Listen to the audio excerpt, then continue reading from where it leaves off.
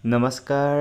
স্বাগতম জনাইছো জ্ঞান ইণ্ডিয়ান ইউটিউব চেনেলৰ অন্য এটি আসাম পুলিচ এছআইৰ PYQ লৈ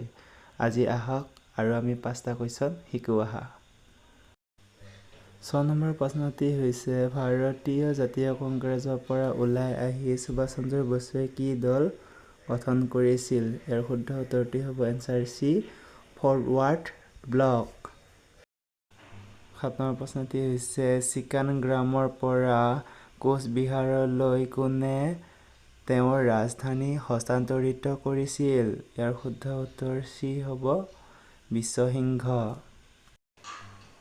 8 নম্বৰ প্ৰশ্নটি হৈছে গৌতম বুদ্ধই মৃত্যুৰ পিছত পৰিনিৰ্বাণ লাভ কৰা বুলি বুদ্ধসকলে বিশ্বাস কৰা ঠাইখন কি ইয়াৰ শুদ্ধ উত্তৰটি হ'ব বি কুশীনগৰ আমাৰ 9 নম্বৰ প্ৰশ্নটি হৈছে সমুদ্ৰগুপ্তৰ ৰাজসভাৰ সভাকবি কোন আছিল ইয়াৰ শুদ্ধ উত্তৰটি হ'ব বি হৰিসেন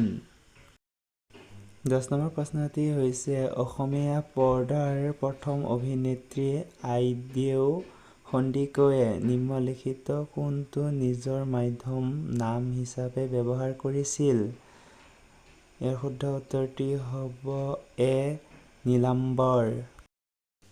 11 নম্বৰ প্ৰশ্নটি হৈছে 1923 চনত কোনে স্বৰাজ দল গঠন কৰিছিল এই প্ৰশ্নৰ উত্তৰটি কমেন্ট বক্সত কমেন্ট কৰি জনাবলৈ নাপাহৰিব আৰু যদি আমাৰ এই ভিডিঅ'টি চাই অলপ হ'লেও ভাল পালে তেনেহ'লে প্লিজ ভিডিঅ'টো like and subscribe and share কৰিবলৈ নাপাহৰিব